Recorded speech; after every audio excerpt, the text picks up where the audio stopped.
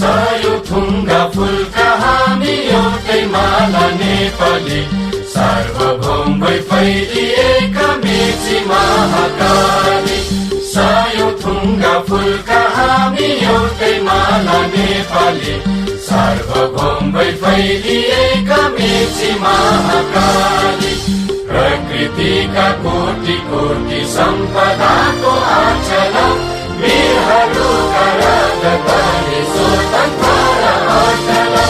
ज्ञान भूमि शान्ति भूमि तराई पहाड हिमाल, अखण्ड यो प्यारो हाम्रो मातृभूमि नेपाल। बहुजाति भाषा धर्म संस्कृति छन् विशाल, अग्रगामी